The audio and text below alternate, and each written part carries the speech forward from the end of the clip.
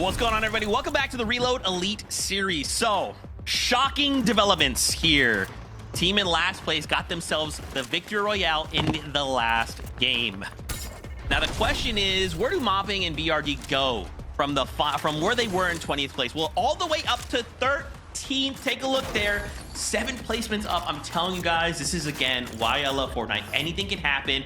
A single game can just change everything for anyone. Suddenly, teams who don't have the spotlight on them can demand the spotlight.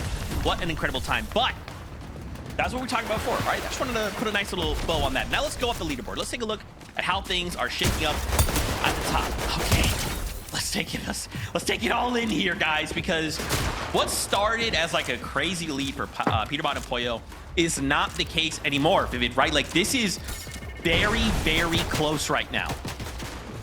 Oh, I mean, I cannot believe it's a 14-point difference. Like I mentioned before, seemingly that this whole thing was just going to be the Peterbot and Pollo show, but the last 2 games out of them have been a little slow. I mean, we know what happened in the last game. Pollo went down kind of early on, and then just simply on a rotate right there out of Peterbot, getting kind of clipped over there. Pollo kind of left as a solo to go ahead and try to clutch things up. Man, Kelly, it really stinks for them, but they are just opening the door wide open for the rest of the competition to go up here and contest them on the leaderboard. You know how you'll watch Peterbot and Pollo compete, and then they'll start to jump on stream because they're already confident that they've already qualified and that they don't actually care about the remaining games? I'm not saying that's what's happening right now, but I do wonder if there is a level of overconfidence coming out of Peterbot and Pollo because of how dominant they were after the first 3 games that we might see them trying things out. We're gonna go back to what we kind of saw at the start of the day. Yeah, I feel like that's true, right, Kelly? It's like historically, you know, Peterbot starts strong and he kind of like, all right, I'm having a good time, I'm coasting, and then it's like, okay, you guys starting to catch up. All right, my bad. Let me just assert dominance again. We just go ahead and climb my way up back to the leaderboard. Here we go, 20 elim, VR, ha ha ha. You know, classic Peterbot. We'll see. Plenty of games though, 3 left to go before we close up the Reload Elite Series here. Of course, looking back at that standings though, Acorn and Bolt, 2nd place, again, right behind Peterbot and Pollo, okay? This lead, again, it's the difference of a single game, right? Like, both Acorn and Bolt can very easily close this gap, right? Especially with the fact that Peterbot and Pollo, you know, they've kind of had some unfortunate situations. But you can tell Acorn and Bolts, they're thinking the same thing. Look, we can win. We can walk away in first place. $20,000 for coming in first place. It's doable right here, right now, Vivid. Yeah, this is actually on the back of a Bolts solo clutch as well. Able to pick up 4th place. 3 total eliminations for him right there. So great job by him to go ahead and continue to close that gap between him and first place. As we're starting to get later into this competition, remember, top 2, 1st and 2nd place is what everybody is kind of looking for you, because that's going to qualify you for EWC later on this year. Some other teams that are kind of looking to get very, very close to that top 2. It's of course going to be 3rd place Shadow and Virgo, only trailing right now, Kelly, by 8 points.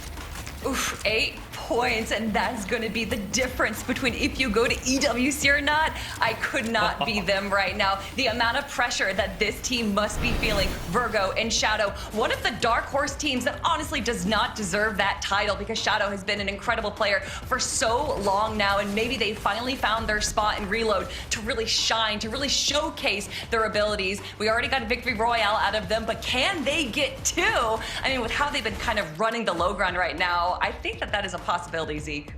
What's crazier too, Shadow Virgo, 249 points. Cold Rapid, 239s. We got Cold on our heels right now. The competition, no one is safe. Really quickly, we wanted to highlight some stats from the kind of first half of the competition. Vivid has pulled some stats for us. Walk us through this, because this is a little bit insane.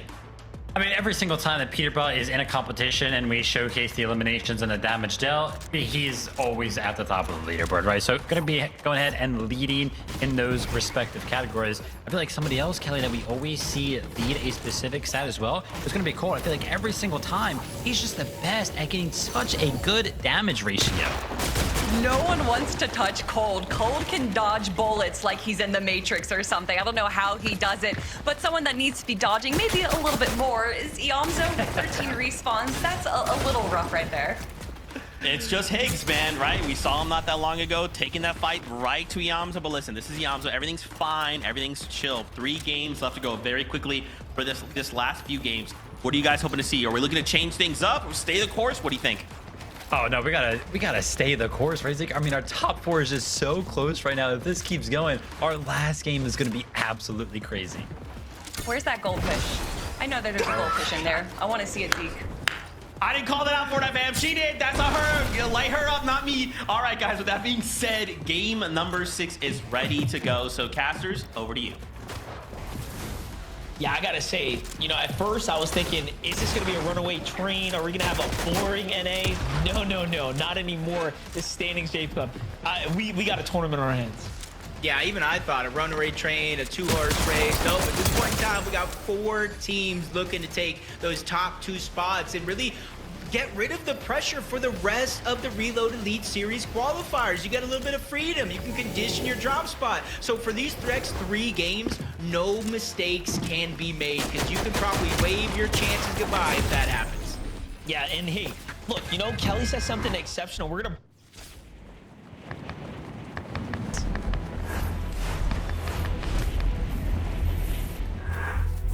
You know, Monster, Jacob. usually when Kelly says that, I was about to say, when she says something, I want to listen. So what did she say?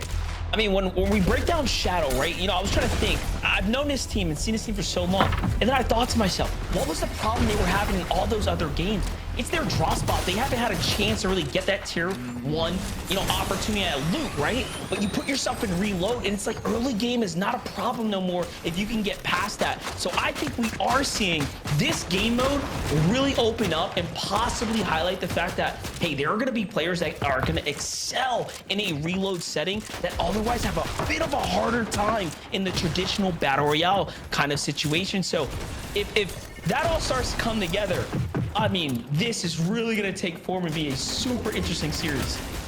Yeah, definitely. I can agree with that. Sometimes just making it through that mid portions of the game in regular BR can turn into a nightmare traveling through the open, especially if you get that max pull. This time around, with so much mobility, a smaller, more condensed map, yes, it does come with its own risk versus reward scenario, but it does cut out a lot of different risk in its own mind due to that mobility. You're seeing in the feed, King is going to go ahead and try to take down Josh. Higgs takes the usual fight against Arc early on. They did such a good job of closing the gap. If they can keep up this pressure, maybe get this elimination on. But nice shot by Arc to shut down Higgs, and then he gets that slurp juice from it. Yeah, I think finally Arc bites back, man. We know what this kid is capable of. He is so good when it comes to just head-to-head clashes, but the last couple games he has had a little bit of a harder time in the first engagement. This time, no more though, so Higgs is really eating his words here as he comes through. And now it's up to Arc and Kanata to see what they can do. If they can actually turn this around and get the momentum against Higgs and Clix's duo. Yep, see, I asked the question earlier. I believe it's his first big final. Yep, there it is, confirmed in the quick stat. Arc's first big final, and it's an interesting one at that because you get known for playing the regular BR, one of the best fighters in the game, and then you kind of get tossed in a reload where, yes, they might have practice for it, but after the years of playing Fortnite, the difference is coming into play. They're not necessarily having the tournament they would hope, but with 3 games left, there's money to be won for each and every one of these placements. So even if they don't find themselves in first, you can move up 2,000 on the board.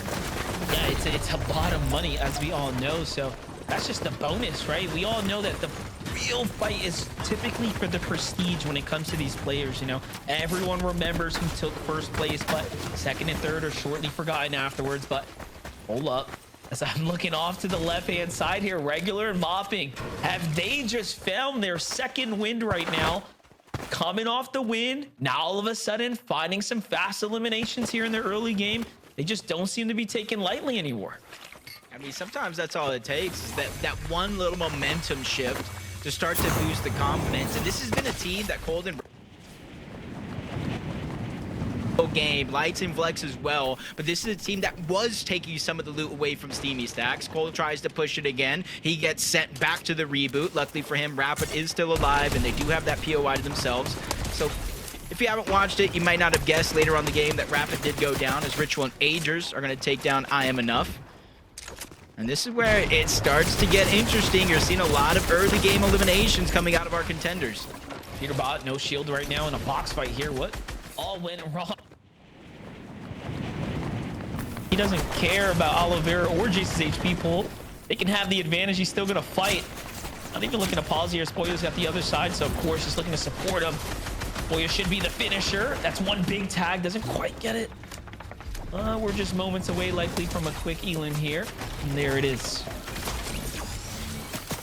Yeah, I was trying to see what loot dropped from him. Yeah, as I suspected, no HP to regain. So whether it was Poyo and Peterbot or the zone itself, because of that damage, he was definitely on a clock, a short one at that. Takes I am enough. They're back up over towards Slurpee. They're just trying to get the scraps that Peterbot and Poyo may or may not have left behind. I saw Rapid taking down Leaks in the feed, and now Cold is going for the second elimination on the lights. He just needs to stay alive long enough, and you see in the mini-map, he did just that. He did get Leaks back to the game. Yeah, just inching out that little bit of time that he needed there. And no, Cold, I love what he did. He marked him. He's like, do I really want to take him on right now? Maybe not. I'm kind of out of position here. There could be another team looking at that player come down as well. And then he backs off. So well played on him to just have constraint, right? As a veteran player, you know, a lot of people see players like Cold or these other players that are dominantly known for being fraggers, and they think, oh, they can't make decisions. We'll talk about that. They're watching two of the best fraggers and decision makers in the game here. Back at it, pushing through. Oh my gosh, that shockwave turnaround shot from Poyo on the chase, but he gets flanked himself. Poyo does go down. He tunnel vision just a little bit too hard onto I am enough. He gets flanked. Peterbot now Evan, since nobody's really putting pressure on, you know he's going to get Poyo back into the game, back to their drop spot. So it's going to be no strange thing to find them with a good loadout again. Let's not forget, this game 6 here, there's 3 games in front of us. This one on hand and 2 more coming. And we really are in a close competition right now. Peterbot and Poyo kind of easing up the pedal here have allowed teams like Shadow and Burger that have been consistent to remain up at the top. And, you know, I was looking at like the overall performances from Acorn and Bolts. That clutch, that 4th place, if you just look at it from a bird's eye view, I mean, they look like they are playing almost perfect Fortnite, but these games don't come without their troubles. So you can even see Shadow and Virgo not taking any risk here. They're content with being up at the top and in the running for a potential win here. Yeah, they realize, hey, just no mistakes. It doesn't need to make any big plays. They did that just to get to that point. Now it's just minimizing mistakes throughout the game as Peterbot continues to go on that rampage. They have a 23-point lead over 4th place, Monster. 2nd place is a little bit less than that, but it just goes to show, like, hey, maybe their aggression, maybe them going down a little bit early has hurt their momentum so far in this game, and it's happening again. Only 1 elimination split between them. Ritual Agers, they were the ones that got it, and now they find another one onto Aloe. They, too, at one point, were sitting in 3rd place on the leaderboard. It let it slip through their fingers. To start this game, they were in 6th place with 153 points. That could have went any way. If Ritual and Angels jumped on Peterbot there instead of Oliveira down on that low ground, we could have possibly seen this whole entire dynamic shift, but Oyo comes in and gets caught again instantly. Doesn't even get to touch grass there. It is all over. Jumping back to Chris and Drew, game 1, they showed up. They had us all thinking, who are these guys? They are still in the conversation here. I mean, if you look at how Mob and Regular were able to pull themselves from 0 to 13th at 80-point game, it shows you that any one of these players in the 160 range can truly jump up. I can wholeheartedly agree with that. It shows to show, I think, over the years that anything is possible.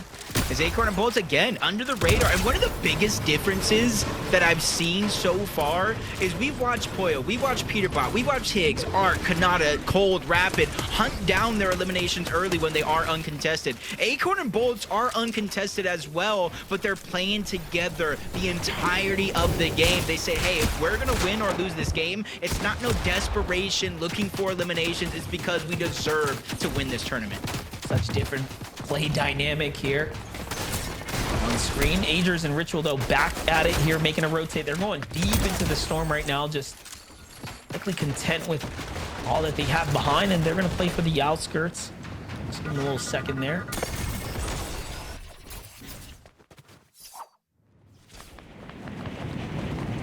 I want to say I'm a little worried, but again, with all the mobility in the game, It's still early. It's a one-tick zone, 5th zone on top of that, to where usually teams are looking to play a little bit careful. 2 zones before reboots turn off, but Ager's Ritual, they find themselves in a scuffle so deep in the zone against Jace. This is a team they've been fighting most of the day, landing near each other, but this almost looked like a desperation play coming out of Jace. He's on the clock, probably has no heals, trying to push in. The zone is just chunking him out. It almost feels like Ager's knows what's exactly about to happen. Let zone do the rest of the work. He gets knocked. A huge giveaway, but luckily for Jace, he bought time. His teammates back into the game. It may be a bleak opportunity, but at least it's one.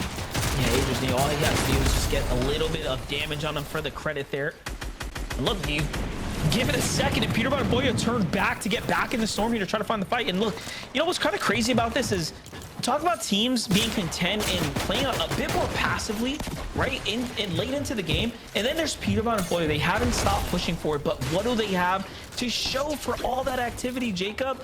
Nothing. They only have a single Elim right now.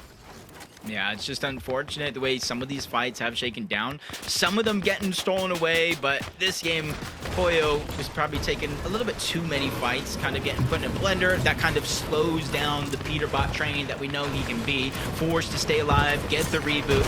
Luckily for him, he does have himself and Poyo fully in the game with not too far of a distance to go before they're in zone. Just the western side of Dirty Docks, whole open. Lot of space for those players that are on the western side of the map that have yet to touch the zone. Yeah, a lot of control there for Acorn and Bolts. Peterbot, Boya, playing off that super pad here, getting right into the zone right now. Land, they see some fresh terrain here to play off of. Peterbot just burns through so much of his brick. My gosh, I don't think he expected things to go that way, and lucky for him, there's a couple kegs here still left over down in the low ground. Huge risk involved going straight like that. Not gonna lie, for what it's worth this late in the game, but I guess the gamble pays off for them. A small chance to kind of refarm there as well. But where this next zone is gonna really hurt how much farm they can actually get, and anybody else that's trying to do that same thing on the eastern side of the map. And it goes far west this time around, so that is going to be a max pull for a good chunk of the lobby. Nobody really having the front side. I think Golden Rapids see it. They were assessing the situation almost the entirety of this time, and as soon as zone opens, they're one of 2 teams to immediately start to rotate. Very nicely done. Quick decision making there, no hesitation. Plix and Higgs on the other side, just a single Elim. Makes you wonder what all happened in that other game where they just really peeled the band-aid off and kind of went for it.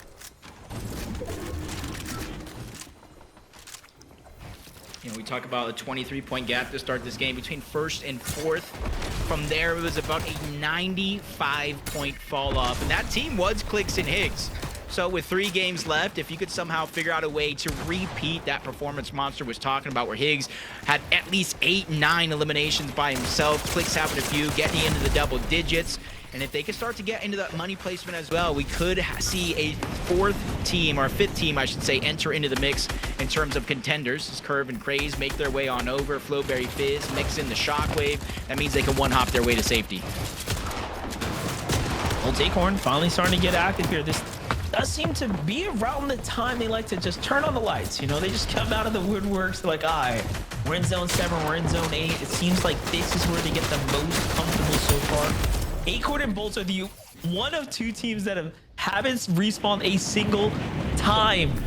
I'm telling you, they're playing this like it's a completely different game mode, and somehow it's still working out for them. Yeah, my jaw dropped. I'm like, what? Like, how is that possible? Who's the other team? And obviously, they're not winning all the games. They do go down after reboots turn off. It just goes to show how pristine their game plan actually is coming into this point. There's no unnecessary risk, and you got to give Bolts and Acorn all the credit in the world. Both of them are one of the few FNCS champions that we actually do have on this lobby. Bolts won a solo DreamHack LAN as well, so he is somebody that has continued to rise up the ranks. Both of them together, I think, make the perfect team. Peterbot and Poyo, 1 elimination, a little bit slower, but I think once you start to realize you're in the second half of the day and the score isn't as big as you would hope, sometimes you gotta flip that switch and change things up.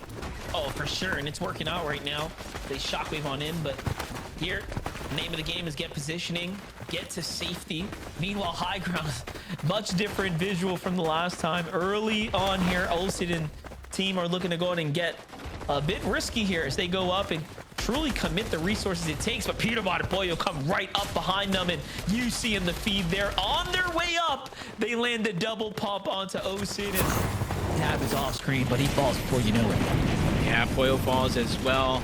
So Peterbot again is going to be stuck by himself. 19 teams still left alive. I use the word teams loosely. There is a couple solos running around, but Peterbot, this is a whole different game. He no longer has to play to help and protect Boyo. He plays with a complete different style of freedom, and that's where you're seeing him immediately get the green light to go, realizing he's a solo. Even with damage there, he's forced to back off. Down below in the other screen, Bolts and Acorn using that med mist to get to the front side of the zone. Now they're going to crash pad, or I should say shockwave their way through all of these builds and increase their elevation. They are layering on these strategies one after the next.